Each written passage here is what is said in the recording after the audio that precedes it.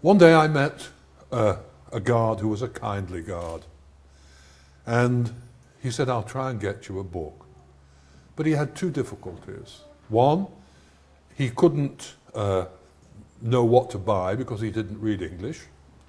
And secondly, he couldn't be seen going into a bookshop to buy English books, so he worked through a series of cutouts. Someone went to a shop, got a book, passed it down the line, and it came to me.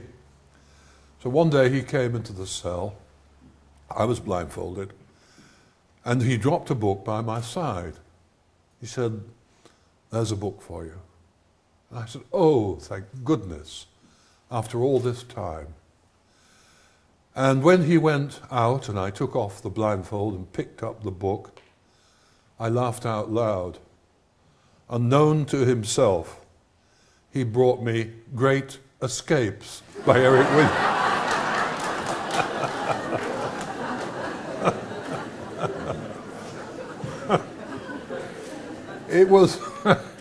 It really wasn't a great deal of help, I can tell you.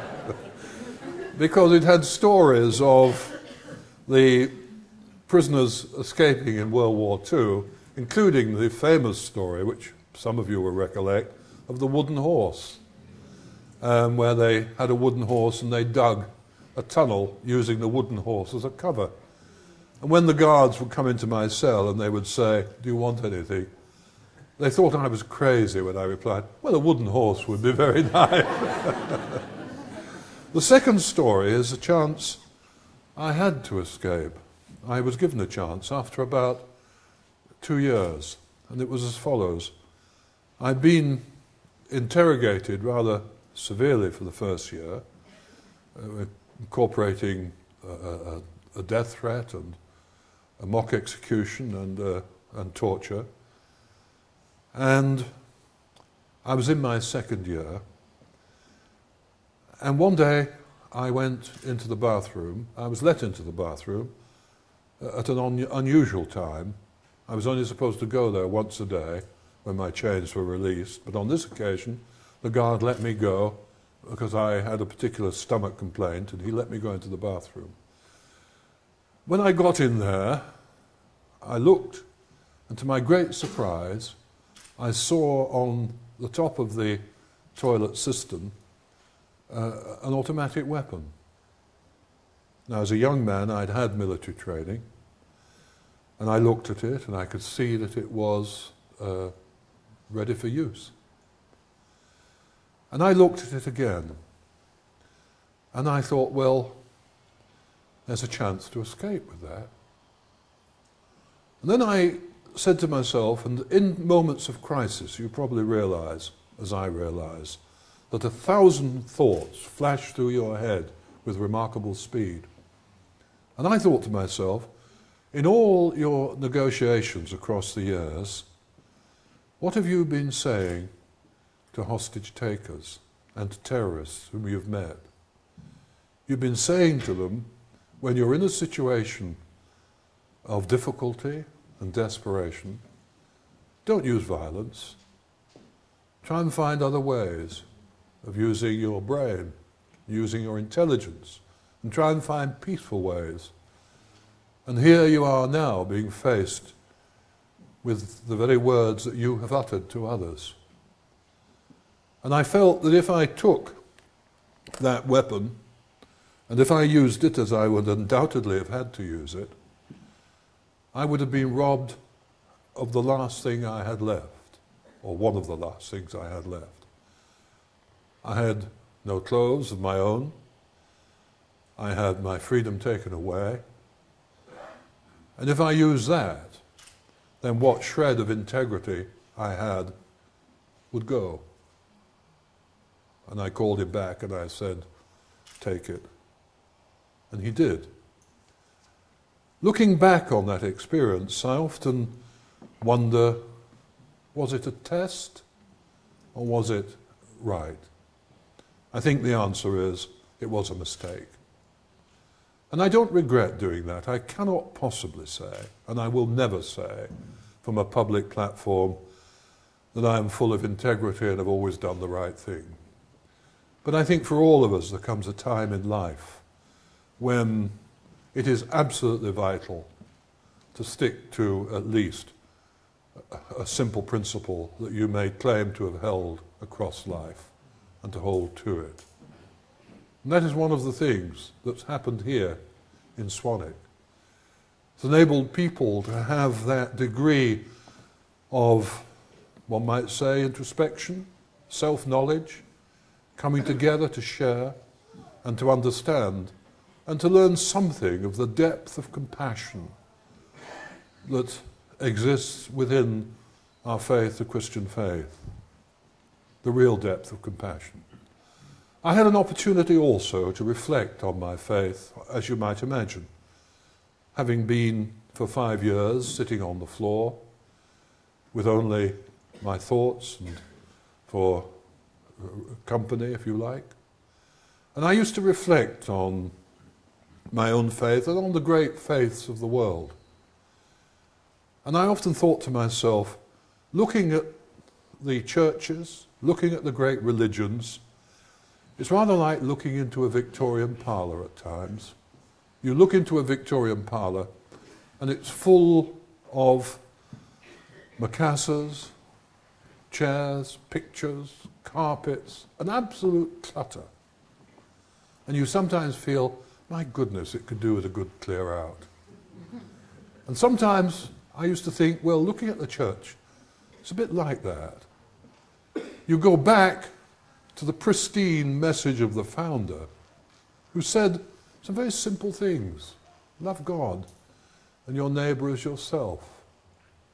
And then you see how, over the years, doctrines, dogmas have accumulated, all perhaps necessary to give the church or the confession some social structure, some identity within the structures of society. But really sometimes quite a distance from the original message of the founder. And perhaps sometimes those who are caught up in ecumenical relations or in trying to bring about unity amongst Christians are really talking about the clutter that's accumulated. And perhaps sometimes it's necessary to get back to that basic message that Christ himself taught in all simplicity, in all sincerity, and of course at great cost. I think that's what's happened here. People have been brought together from different confessions, from different backgrounds, from one end of the scale, the Roman Catholic tradition, to the other end of the scale, whatever that may be. And together they have centered around that pristine message of Christ, that message which teaches us all to have compassion for others and to take care of ourselves and our own spiritual life, and not to be arrogant with that particular understanding that's been given to us as a gift, but as truly a gift. So, these have been wonderful years for Swanwick, and it's wonderful that we can gather together today to share and to celebrate. And we look to the future. We look to the future with hope. I've often said, and I will repeat it, that we live in a world, as that little poem I wrote tries to illustrate, a world in which there is appalling suffering. Appalling suffering. And people suffer through no cause of their own very often. Suffering is no respecter of persons. It lands on people willy-nilly. And we sometimes say, why should X suffer? Why should X be born with that particular problem? Why should X develop in such a way? And to be frank, there is not really an answer to that. All we know is the reality of suffering, and suffering is never easy to bear. But I'm quite convinced that suffering, in the vast majority of cases, need not destroy. Suffering can be turned. In captivity, I remember saying to myself, this will be a hard experience, but try and see it as an opportunity to learn more to understand more of yourself and to grow up into something that you claim you have wanted all your life. A little more time for silence and reflection. That has borne fruit for me. I have been a lifelong member of the Anglican Church and remain a member of the Anglican Church. But I'm also now, as a result of my experience, a member of the Society of Friends, the Quakers, one Christian grouping in society who have an understanding of how to make constructive use of silence, which is so important in today's world and so important, I think, for our own spiritual life and development. So on your behalf, may I thank the trustees, the staff, particularly the staff who have served Swanwick from the locality, the kitchen staff, those who serve, those who clean, particularly those ladies. They've done a wonderful job. And thank all those who lead this place and will lead it into the future with confidence and with hope. And thank you for being here today and for your support. Thank you very much.